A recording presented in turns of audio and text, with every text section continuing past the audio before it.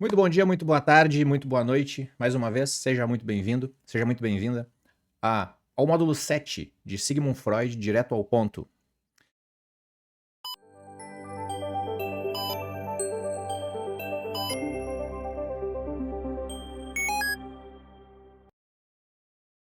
Vamos começando, vamos trocando a nossa cena e vamos dar início mais uma vez aos nossos trabalhos agora, falando sobre os mecanismos de defesa e a psicologia do ego. Então, bem-vindos mais uma vez. E quando a gente fala em saúde mental, normalmente vem à cabeça coisas como equilíbrio emocional, bem-estar, ou até aquela força que a gente precisa ter para enfrentar os desafios da vida. Mas existe um tema silencioso, discreto, quase imperceptível, mas que está presente em tudo isso, que são os mecanismos de defesa. Eles são como um filtro invisível entre a gente e o mundo. Sem a gente perceber, eles moldam a forma como a gente sente, reage ou se protege. E muitas vezes, como a gente foge daquilo que dói demais para encarar. Você já se pegou inventando uma justificativa só para se sentir melhor com alguma escolha ou culpando alguém por algo que no fundo podia ter muito mais a ver com você? Ou até negando uma situação difícil como se não existisse? Pois é, nessas horas, os mecanismos de defesa estão trabalhando a todo vapor. Nesse módulo, a gente vai abrir essa caixa preta desses processos. A gente vai entender o que são essas estratégias inconscientes, por que elas surgem e como elas influenciam não só na nossa personalidade, mas também nos nossos relacionamentos e nas nossas escolhas de vida. E aqui vai um spoiler. Ao contrário do que muita gente pensa, os mecanismos de defesa não são vilões. Eles são como soldados do ego tentando manter a nossa integridade diante das três forças: o mundo lá fora, o nosso mundo interno, que são os impulsos do id, e o superego, que é a nossa voz moral, que a gente aprendeu desde muito cedo, né, sobre as nossas leis e limites. Se a gente entende como se defende, começa a entender por que repete certos padrões, por que evita certas experiências, ou por que reage de forma desproporcional a coisas aparentemente pequenas. E tem mais. Esse estudo nos leva direto a um campo de muita importância na psicanálise, que é a psicologia do ego. Anna Freud, filha de Freud, foi uma das pioneiras em organizar e aprofundar esse tema. Depois dela vieram vários outros autores que trouxeram olhares mais clínicos e práticos sobre essas defesas e as suas funções. A gente vai falar sobre três tipos principais de angústia que o ego tenta evitar e que são o combustível para a criação dessas defesas. E sobre essas defesas clássicas, como a repressão, quando a gente empurra para o inconsciente aquilo que é doloroso, a negação, que é quando a gente finge que algo não está acontecendo, e a projeção, que é quando a gente coloca algo nosso no outro. Também a racionalização, quando a gente inventa uma explicação lógica para justificar aquilo que a gente sente ou faz. E uma série de outras. Na prática, identificar esses mecanismos ajuda muito no trabalho terapêutico. Por exemplo, quando um paciente chega sempre com explicações lógicas demais para tudo, pode ser que ele esteja usando a racionalização para não entrar em contato com uma dor que é mais profunda. Ou quando alguém minimiza o impacto de um trauma, a negação pode estar ali protegendo temporariamente até que a pessoa esteja pronta para lidar com aquela realidade. E aí vem um ponto sensível. Interpretar essas defesas não é apontar o dedo, mas é abrir espaço para que a pessoa perceba com segurança que aquilo que protege também pode estar limitando o crescimento.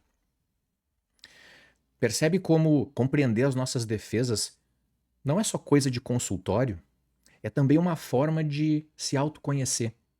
A gente começa a se enxergar com mais honestidade, ao mesmo tempo com um pouco mais de compaixão. É como se o ego fosse aquele amigo que na festa diz assim: olha, quem sabe a gente vai embora antes que a gente fique pior. Às vezes ele acerta, às vezes ele exagera.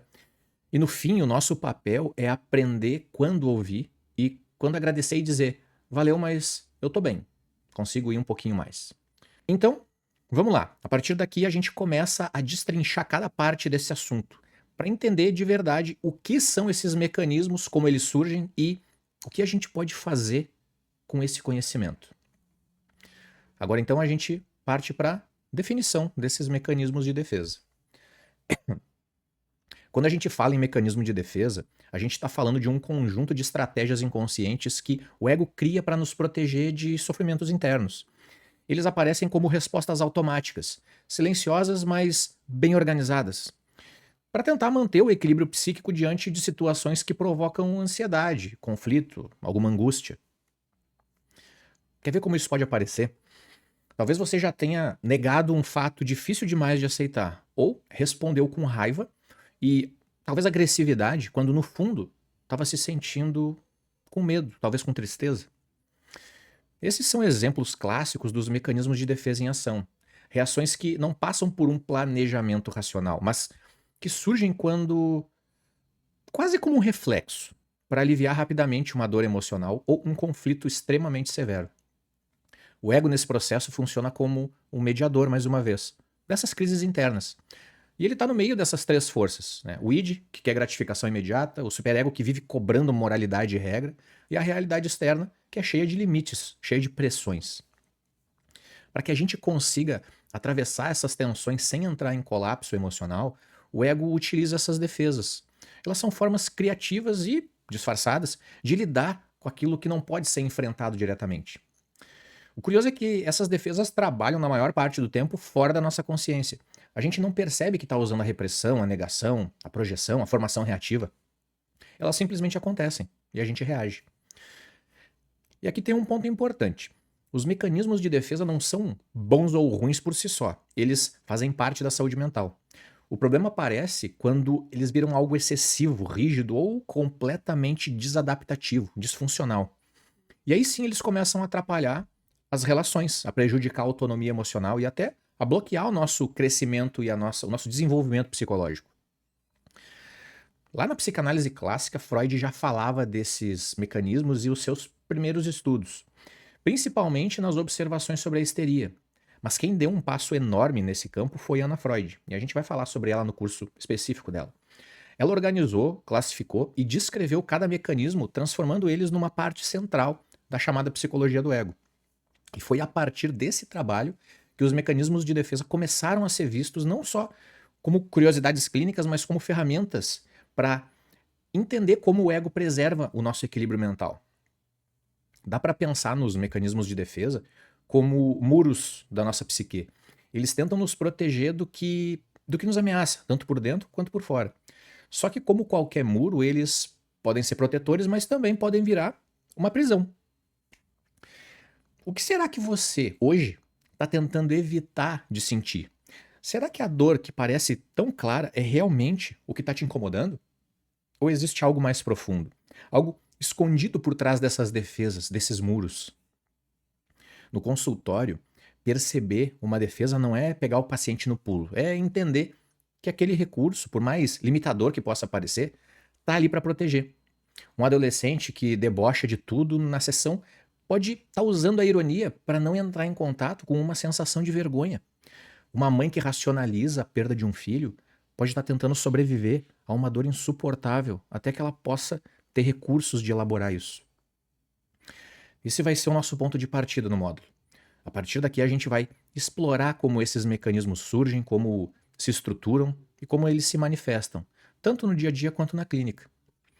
Então, agora vamos passar para os tipos de angústia. E quando a gente fala de angústia na psicanálise, a gente não está falando só de um medo qualquer. A gente está diante de um dos afetos mais primitivos e estruturantes da nossa vida psíquica. Freud dedicou uma boa parte da sua obra para entender como e por que a angústia se manifesta. Não só como uma emoção passageira, mas como um verdadeiro sinal que molda a nossa subjetividade. Para Freud, a angústia é uma resposta profunda e complexa a situações de perigo. Esses perigos podem ser mais reais, simbólicos ou totalmente inconscientes. E para organizar melhor esse universo, ele propôs uma classificação que a gente vai ver agora. Então a gente vai ter a angústia realista, a angústia moral e a angústia neurótica. A angústia realista, ela é a mais fácil de entender. Ela surge diante de ameaças concretas do mundo externo.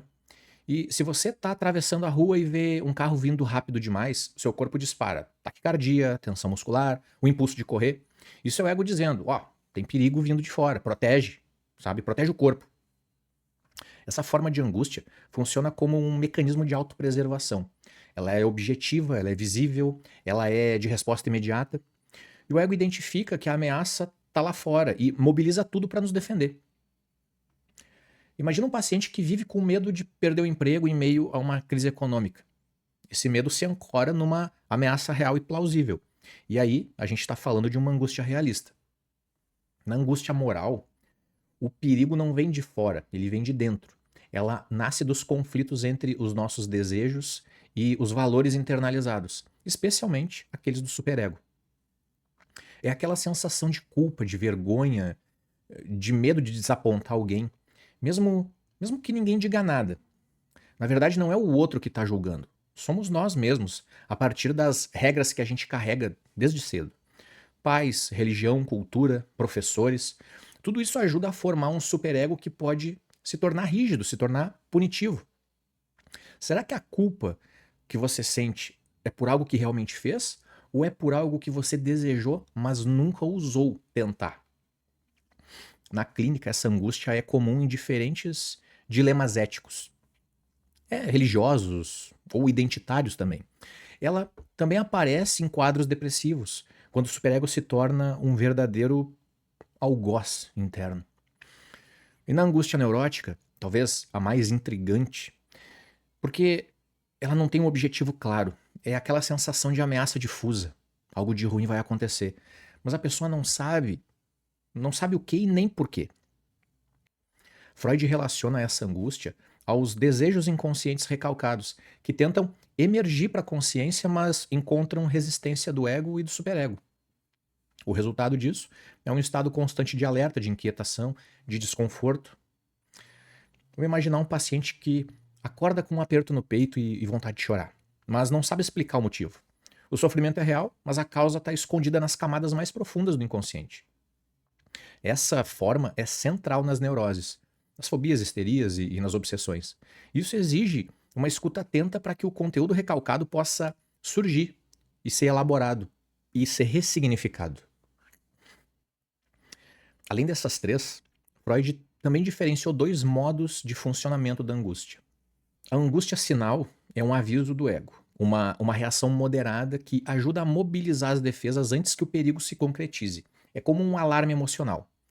Olha, pode acontecer de novo aquilo que doeu tanto lá atrás, então te prepara. E a angústia traumática, que acontece quando a experiência é tão intensa que ultrapassa a capacidade de elaboração. E aí as defesas entram em colapso. É paralisante, sufocante, ela é marcada por um desespero absoluto. Pensa no bebê que chora desesperado sem saber se a mãe vai voltar. Esse é o retrato dessa vivência. A angústia sinal protege, a angústia traumática sufoca. A angústia sempre fala. Fala da nossa história, dos nossos desejos, dos nossos limites, das percepções de ameaça, reais ou imaginárias, que atravessam a nossa vida. Para quem trabalha na clínica, identificar o tipo de angústia é essencial para conduzir o tratamento. E isso ajuda a respeitar o tempo do paciente e a abrir caminhos para que o sofrimento encontre uma expressão de elaboração. E bom, vamos dando seguimento, agora entrando na repressão como um mecanismo de defesa central. Não é? Então, se tem um mecanismo que sustenta praticamente toda a estrutura psicanalítica, é a repressão. Para Freud, ela é como um alicerce do inconsciente. E, ao mesmo tempo, o ponto de partida da neurose. Basicamente, é a partir dela que conteúdos considerados indesejáveis ou inaceitáveis são retirados da nossa consciência e da nossa percepção de realidade e empurrados para o inconsciente. Mas será que quando a gente reprime, esses conteúdos desaparecem? A gente já sabe que não. Eles só mudam de lugar e voltam depois disfarçados nos sintomas, nos sonhos, nos lapsos.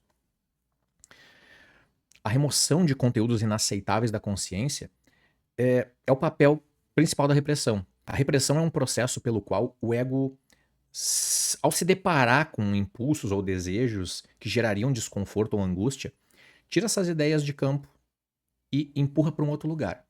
Não é como esquecer onde você deixou a chave. É um ato ativo da mente para não saber o que sabe. Sabe? Vamos lá. Vamos pensar em alguns exemplos aqui. Um desejo sexual inaceitável por um familiar. uma lembrança traumática de infância, um impulso agressivo contra alguém amado. Todos esses conteúdos, mesmo fora da consciência, continuam agindo lá nos bastidores e influenciando a forma como a gente sente, pensa ou se relaciona.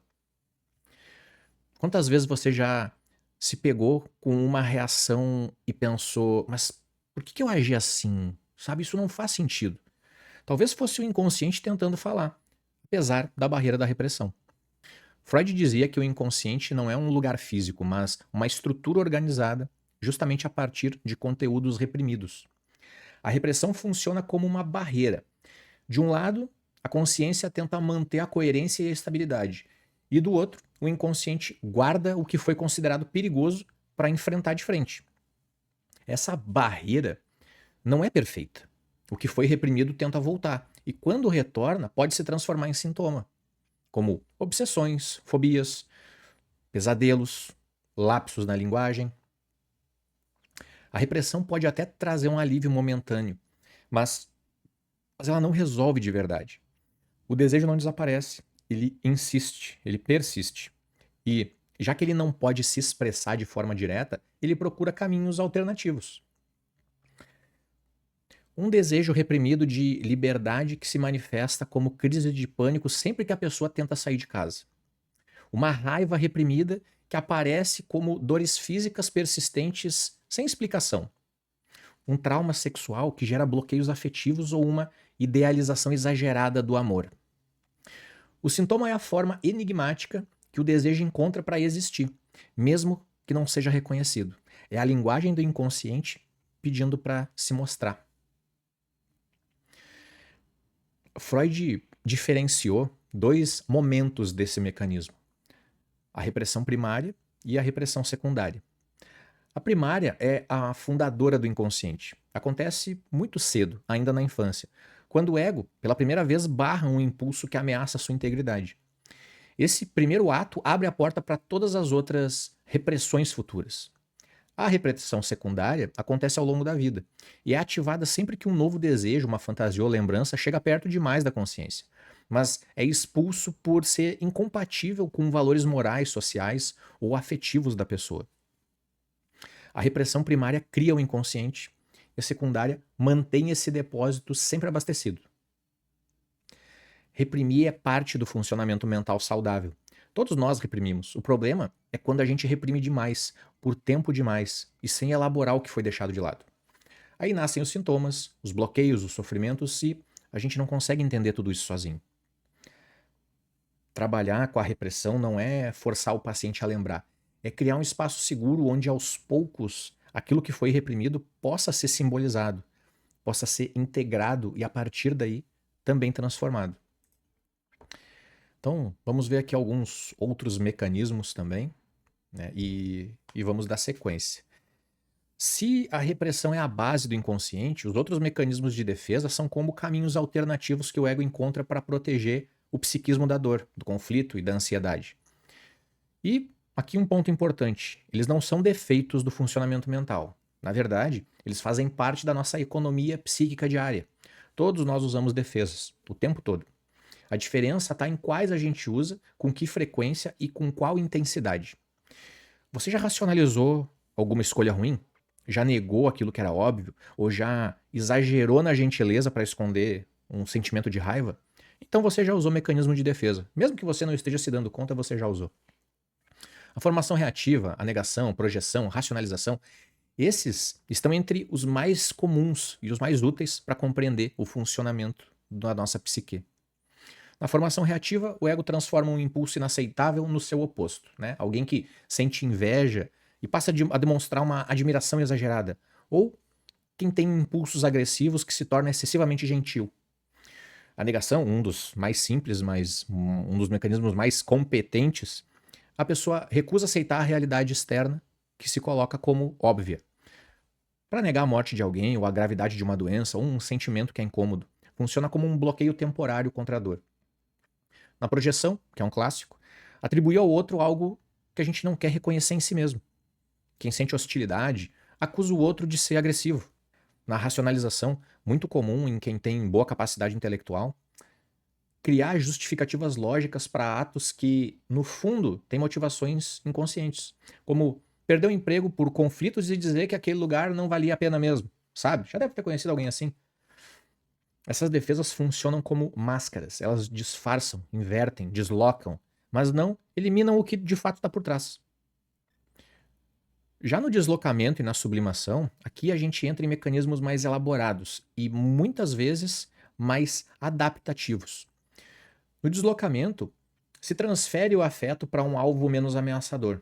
Tipo a criança com raiva do pai que bate no irmão, sabe? A insatisfação com o chefe que vira uma grosseria com o atendente ou com alguém que está na nossa casa. E na sublimação, talvez a mais sofisticada de todas, a energia pulsional é transformada em algo que é socialmente aceito e valorizado. A raiva vira pintura, o desejo vira poesia, a agressividade se transforma numa performance esportiva. É um ganho duplo. A pulsão não é reprimida e é canalizada para algo que é construtivo. A sublimação é como uma alquimia emocional. Ela pega algo bruto e transforma em algo de muito valor simbólico. Nem todas as defesas surgem no mesmo momento do desenvolvimento. Tem algumas defesas que são arcaicas e elas surgem cedo na infância, como a negação, a projeção, a cisão, a identificação projetiva. Elas são comuns em momentos de fragilidade emocional ou em funcionamentos mais regressivos. As mais maduras, como a repressão, o humor, a sublimação, são estratégias que permitem lidar com a realidade, preservando melhor a adaptação. Não existe uma defesa boa ou ruim, no sentido moral. Tudo depende do momento, da intensidade e do contexto. Na psicanálise contemporânea, organizou as defesas em 3 grupos: as defesas imaturas ou primitivas, que distorcem muito a realidade e dificultam a convivência, como a projeção, a cisão, a idealização. As defesas neuróticas, mais comum no funcionamento médio das pessoas, como repressão, deslocamento, a formação reativa. E as defesas maduras, que preservam o contato com a realidade e com a criatividade, como a sublimação, o humor, o altruísmo. Conhecer os mecanismos de defesa não é para julgar de forma alguma. É para entender que todos nós temos as nossas estratégias de sobrevivência. E é justamente por reconhecer essa função protetora que a gente chega no próximo ponto. A função dos mecanismos de defesa. Qual é o papel deles na preservação do nosso equilíbrio mental? Quando a gente fala em mecanismo de defesa, é comum pensar que a gente está falando de algo que é negativo, que é patológico, que deveria ser eliminado. Mas, na verdade, esses mecanismos representam uma das maiores conquistas do ego na sua luta para manter o equilíbrio, manter a sua integridade. Eles não são o problema, eles são uma resposta para o problema. No sofrimento emocional, os impulsos conflitantes, a pressão das normas sociais, os traumas de infância, tudo isso exige uma resposta. E essa resposta vem na forma de estratégias inconscientes que protegem, que organizam, que reajustam a nossa vida psíquica. A função mais evidente das defesas é nos proteger dos sentimentos que são muito intensos e que poderiam nos paralisar ou até desorganizar a nossa estrutura interna. Pensa em alguém que enfrenta uma perda inesperada ou um conflito amoroso que para ela é devastador, ou uma culpa insuportável por algo que ela não consegue admitir. Nessas situações, o ego aciona as defesas. Ele nega, ele projeta, ele desloca, reprime, racionaliza. Essas defesas funcionam como filtros. Elas deixam o sofrimento passar, mas em doses menores, de forma mais simbólica e menos ameaçadora. É como uma válvula de segurança num sistema sob pressão. Sem essa válvula, existe um risco enorme de explosão. Além de proteger, os mecanismos ajudam o eu a se manter em pé. Eles permitem que a pessoa continue funcionando mesmo sob estresse. Mas essa estabilização é temporária. A defesa não resolve o conflito, ela só mantém ele fora da consciência. Na prática clínica, a gente percebe que quanto mais rígida e constante for a defesa, mais o sofrimento fica preso no inconsciente. Quando a defesa é usada como um recurso pontual, ela evita colapsos, preserva a autoestima e impede rompimentos abruptos com a realidade. Você já deve ter dito para você mesmo: tá tudo bem, só para conseguir seguir o dia. Isso é uma defesa, e às vezes é o que permite a gente dar o próximo passo. O ego vive num campo de forças constante. De um lado, os desejos do id, do outro, as cobranças do superego.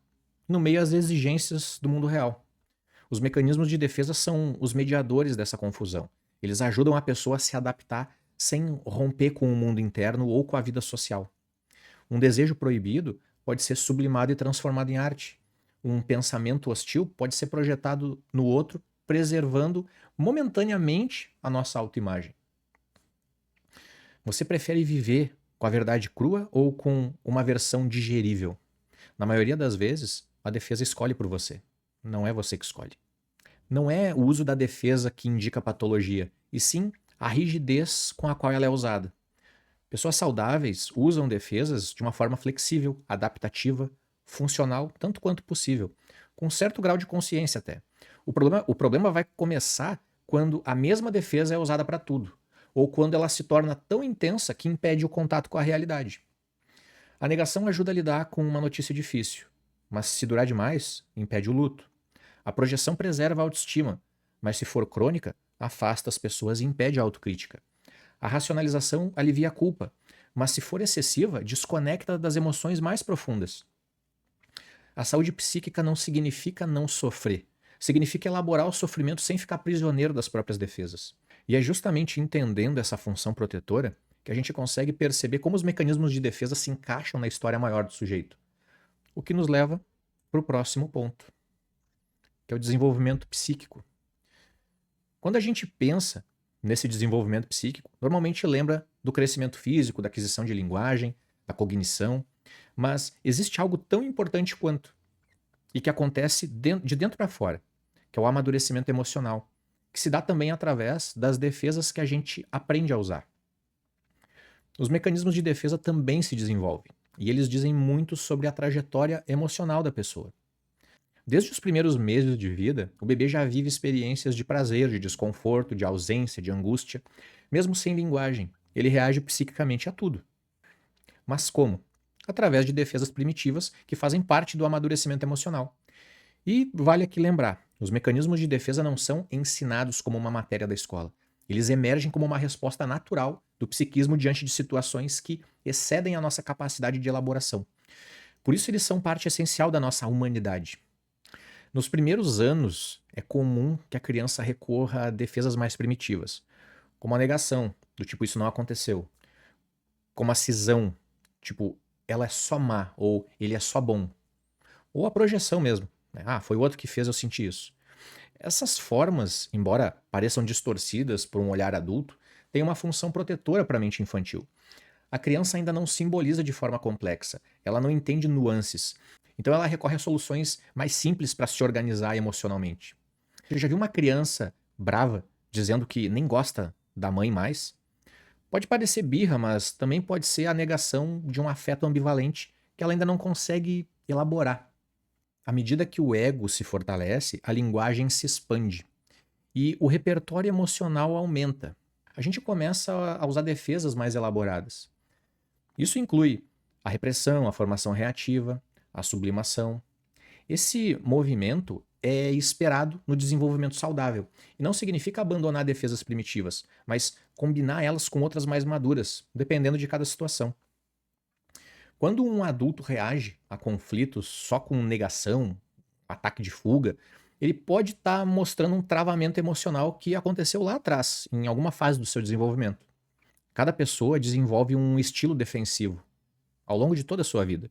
E ele não surge do nada, ele é fruto da história dos vínculos, dos afetos, das frustrações e dos traumas vividos. Quem cresceu em um ambiente muito crítico pode usar a racionalização constantemente para se proteger do julgamento. Quem viveu com perdas precoces pode ter tendência a negar separações para não reviver aquela dor antiga. O jeito como a gente se defende fala muito da nossa história emocional.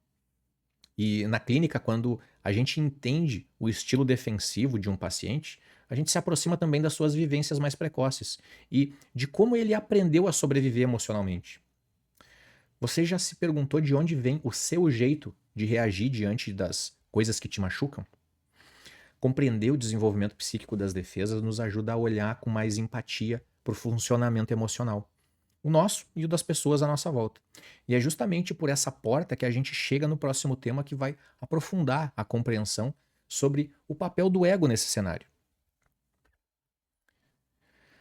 Quando a gente fala em psicanálise, é comum pensar logo no inconsciente e nos desejos reprimidos, mas tem um campo aí que é fundamental e que foca em outra parte da mente, a que tenta conciliar os impulsos internos com as exigências do mundo externo. E é disso que se trata a psicologia do ego. Nesse módulo aqui, a gente também vai olhar para esse campo e como ele se desenvolveu, com destaque para as contribuições de Anna Freud, né, e dos autores pós-freudianos que aprofundaram o papel do ego como um agente ativo na adaptação e na saúde psíquica. Anna Freud, filha de Sigmund Freud, foi uma das figuras centrais no desenvolvimento da psicologia do ego. Foi ela quem organizou e sistematizou os mecanismos de defesa, dando a eles um lugar estruturado no funcionamento mental. Ela mostrou que as defesas não são apenas sintomas patológicos, mas respostas criativas e automáticas do ego para lidar com situações difíceis.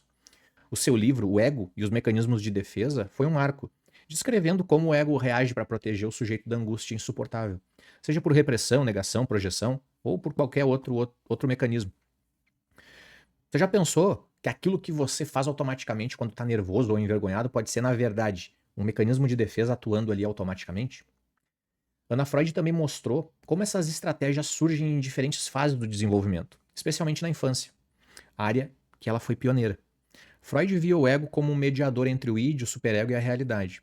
A psicologia do ego amplia essa visão, valorizando as forças do ego e não apenas as suas fragilidades. O ego, nesse olhar, tem recursos para adiar a satisfação de desejos, tolerar frustrações, manter coesão da identidade, planejar ações conscientemente. E se o ego não fosse só a parte que reprime, mas também a parte que escolhe, avalia e se adapta com inteligência a essas circunstâncias? Essa mudança de perspectiva reforça o ego como um agente ativo, capaz de encontrar soluções criativas para conciliar desejos internos e exigências externas. Com a valorização das funções do ego, a técnica psicanalítica também mudou. O analista passou a observar não só os conteúdos inconscientes, mas também como o ego funciona no aqui e no agora da sessão. Como o paciente lida com a realidade da análise, como responde às frustrações, como racionaliza ou evita certos conteúdos, como protege a sua autoimagem diante do analista. Essa mudança trouxe intervenções mais estruturantes, especialmente com pacientes que ainda não têm recurso para lidar com conteúdos muito primitivos. Respeitar o ritmo de fortalecimento do ego se tornou parte fundamental do trabalho clínico. A psicologia do ego não parou em Anna Freud. Tivemos Heinz Hartmann, René Spitz, Erik Erikson, que ampliaram esse campo. Hartmann trouxe a ideia das áreas livres de conflito, mostrando que partes do ego podem funcionar de forma adaptativa e autônoma, sem serem dominadas pelo inconsciente. Erikson levou essa visão para o desenvolvimento psicossocial, descrevendo estágios da vida como desafios do ego diante de tarefas sociais e emocionais. A psicologia do ego ampliou a psicanálise para além do conflito e da sexualidade, oferecendo ferramentas para compreender o enfrentamento, a resiliência e a construção do eu. Quando a gente entende o ego, não só como um mediador, mas como um protagonista do desenvolvimento humano, a clínica ganha espaço para intervenções mais acolhedoras, mais estruturantes e respeitosas com o tempo do sujeito. E é justamente esse olhar que nos prepara para o próximo ponto aqui: identificar e interpretar os mecanismos de defesa no encontro clínico. Quando a gente fala em mecanismo de defesa, não está falando só de teoria, a gente está falando de uma coisa que é viva, que é ativa, que se manifesta a cada sessão clínica, na fala do paciente, no silêncio, nos gestos, até no jeito como ele evita certos assuntos. Por isso, mais do que saber nomear as defesas, o trabalho analítico exige identificar elas com uma escuta sensível e interpretar com cuidado, respeitando sempre o tempo do paciente. Em análise, o paciente não só conta o que viveu, ele revive. Revive suas experiências na relação com o analista, e ao fazer isso, as defesas entram em cena, muitas vezes antes mesmo de qualquer palavra ser dita. Ri enquanto conta algo doloroso, justificar ausências repetidas, mudar de assunto quando chega num ponto muito sensível. Tudo isso pode ser expressão de um padrão defensivo. Será que a gente está escutando apenas o conteúdo? Ou a gente está atento também à forma como esse conteúdo aparece? A escuta analítica precisa captar esses movimentos sutis, esses movimentos repetitivos, que revelam formas do inconsciente evitar a dor. Freud já dizia que a resistência é a guarda do recalque, ou seja, é o que impede o conteúdo recalcado de chegar à consciência. Mas atenção, a resistência não é um obstáculo para ser removido com força. Ela é uma defesa legítima contra uma angústia que poderia ser insuportável. O paciente que não consegue falar sobre um trauma, o que esquece repetidamente da sessão, o que responde com racionalizações excessivas, esses casos, ele não está apenas fugindo, ele está se protegendo. E isso tem que ser compreendido. O que acontece quando o analista interpreta cedo demais? Muitas vezes se rompe a aliança terapêutica ou até se fortalece uma resistência. Por isso, reconhecer a resistência como uma defesa ativa é essencial para não invadir o espaço do paciente antes da hora. Interpretar uma defesa não é apontar com dureza como se fosse um erro. É convidar o paciente a perceber as suas estratégias, com respeito e com sensibilidade. Dizer, por exemplo, você está usando formação reativa, pode soar como um julgamento. Além de, sinceramente, ele provavelmente não compreendeu o que você está querendo dizer e isso não levar ele para lugar nenhum. Mas dizer, percebo que você fala com bastante segurança sobre isso. Me pergunto se, atrás dessa segurança, não tem algum receio. Isso abre espaço para reflexão.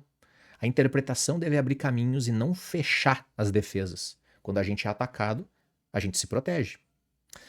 A interpretação só tem valor clínico quando mobiliza algo no sujeito. E isso só acontece se ele se sentir minimamente seguro para olhar para aquilo que antes não podia ser visto. Nenhuma interpretação funciona se a aliança terapêutica estiver fragilizada. A aliança é o espaço onde o paciente se sente seguro para permitir que as suas defesas sejam tocadas, sem se sentir invadido. Essa confiança não se constrói apenas com técnica, ela se constrói com presença, com empatia, com constância. Muitas vezes é na repetição da escuta acolhedora que o paciente começa a permitir que o analista se aproxime. Por isso é tão importante o tempo no processo. E quando isso acontece, se abre a possibilidade de que as defesas se tornem menos rígidas e deem lugar a novas formas de lidar com a vida. E é exatamente nesse ponto que a gente vai chegando agora no próximo tópico. Como o uso dos mecanismos de defesa influencia na personalidade e no comportamento do dia a dia. Quando a gente fala dos mecanismos de defesa, a gente não está falando só de respostas rápidas a situações específicas. Eles podem se consolidar como modos estáveis de funcionamento, moldando diretamente a forma como a pessoa percebe o mundo, como ela reage às emoções, como se relaciona com os outros.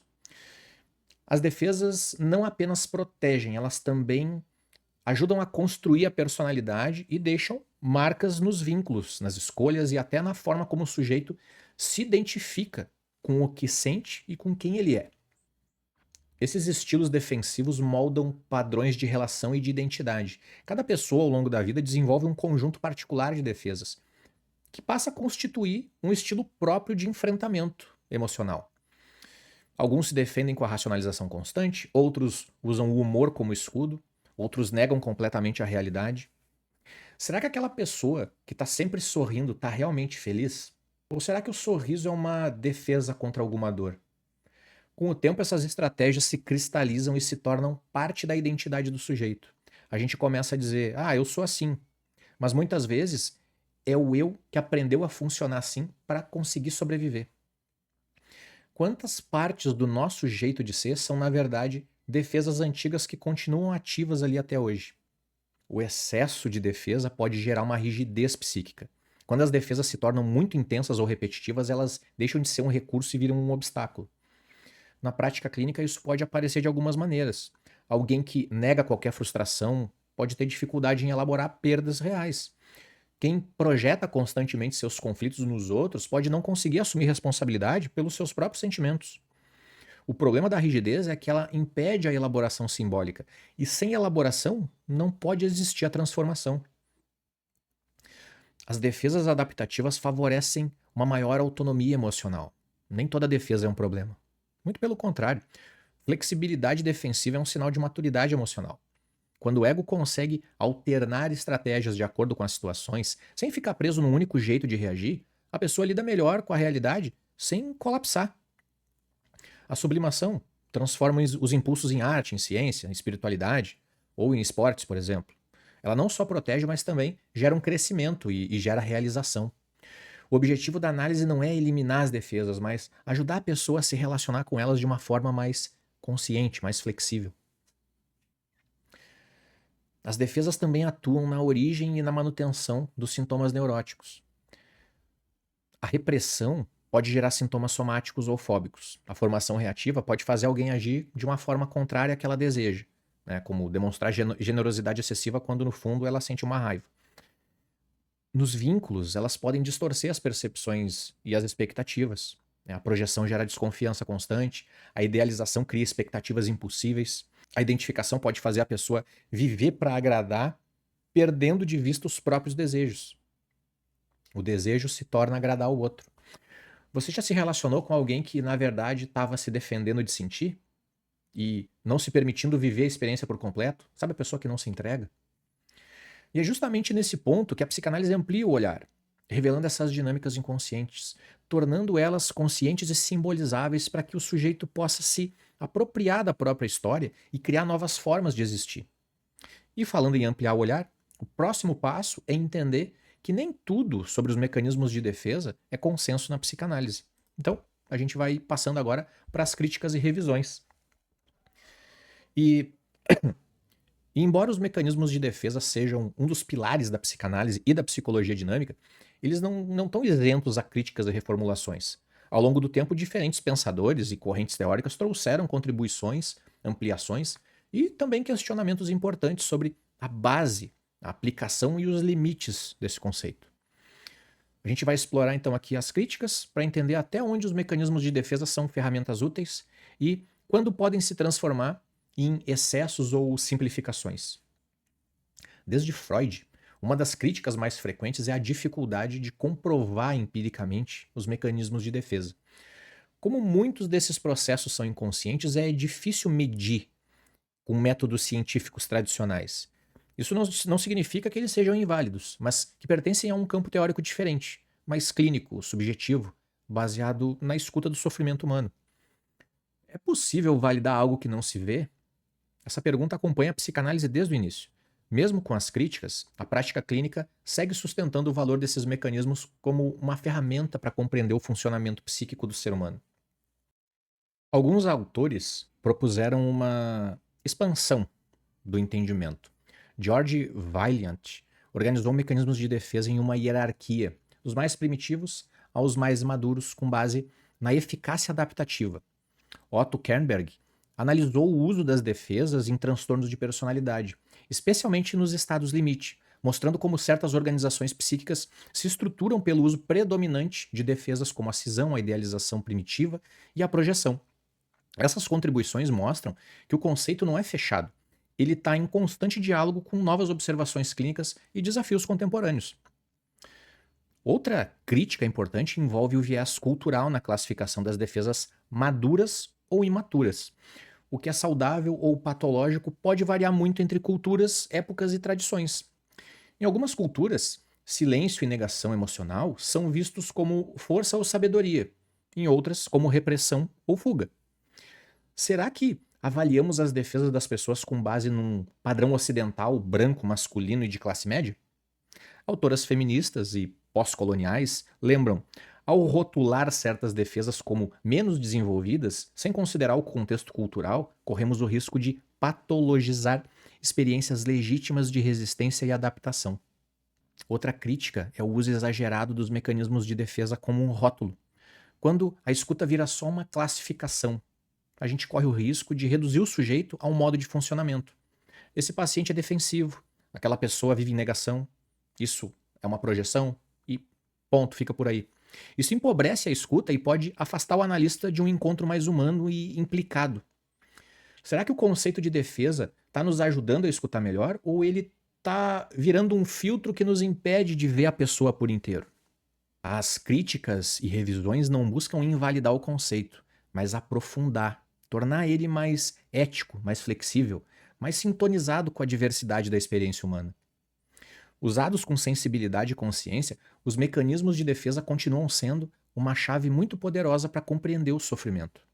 Mas para isso, precisam ser escutados não como rótulos, e sim como vestígios de uma história emocional única de cada sujeito.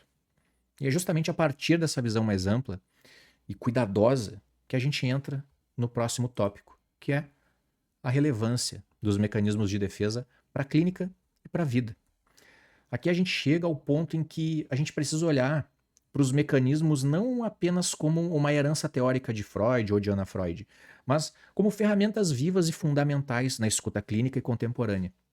A psicanálise do século XXI está dialogando com diversas outras áreas, mantendo esses mecanismos como uma chave para compreender o funcionamento psíquico em diferentes contextos, da clínica individual ao coletivo, da infância até a vida adulta. Vamos aqui aprofundar a relevância desses mecanismos hoje à luz de novas leituras, novas práticas e dos novos desafios. A clínica de hoje em dia lida com múltiplos formatos de sofrimento: ansiedade generalizada, burnout, depressões silenciosas, impulsividade, as relações líquidas, instabilidade emocional. Nesse cenário, os mecanismos de defesa ganham um novo contorno. Eles passam a ser vistos menos como sintomas de patologias e mais como estratégias adaptativas diante de um mundo hiperestimulante, exigente e incerto.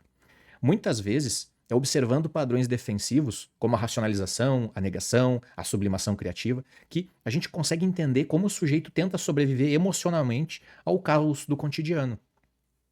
Será que a gente está ouvindo as defesas com olhos novos?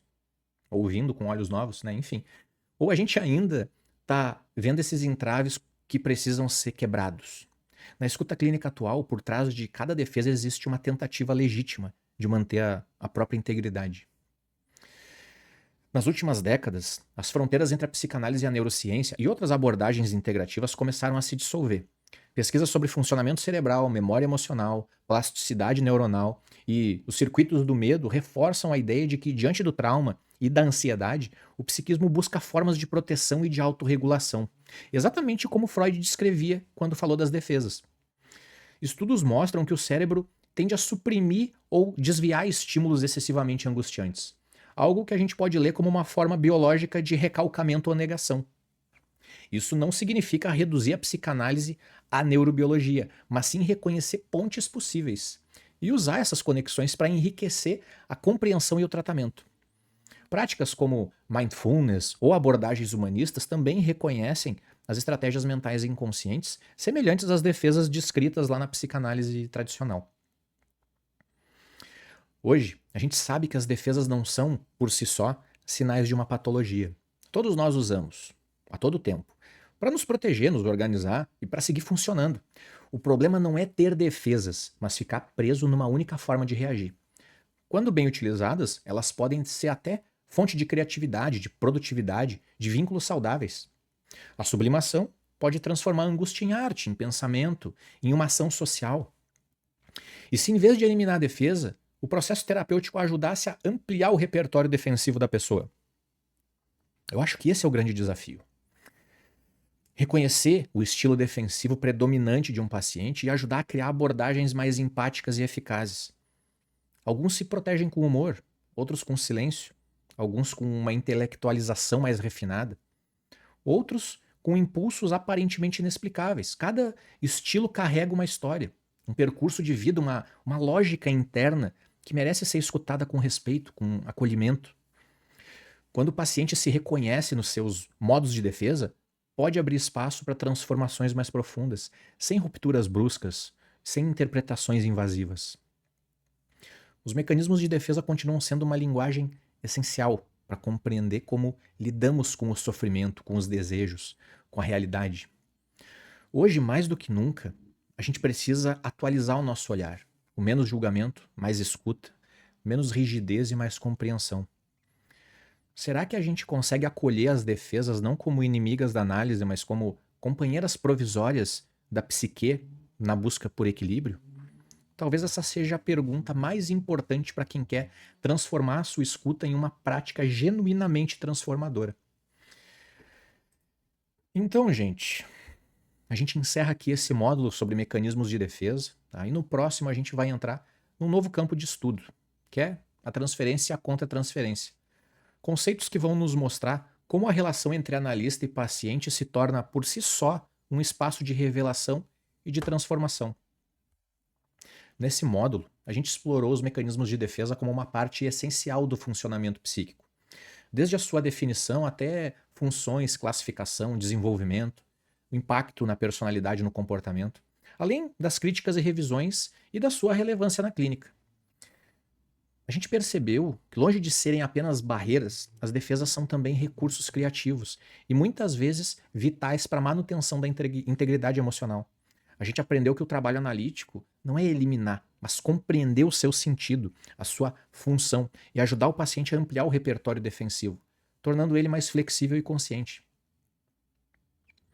Cada defesa é como uma porta, e atrás dessa porta tem uma história, um afeto e muitas vezes uma dor que ainda não encontrou lugar para ser simbolizada.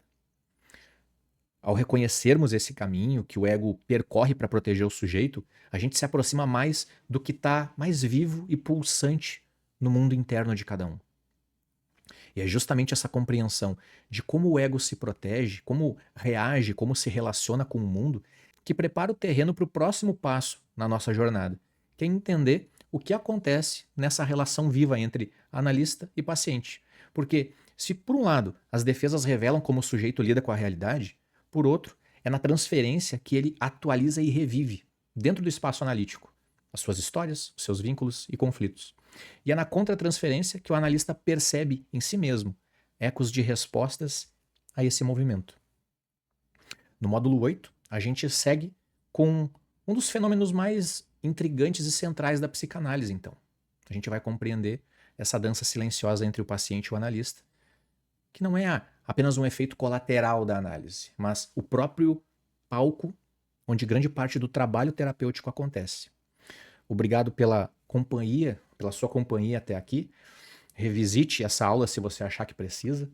E, mais uma vez, nos vemos no módulo 8 de Sigmund Freud, direto ao ponto.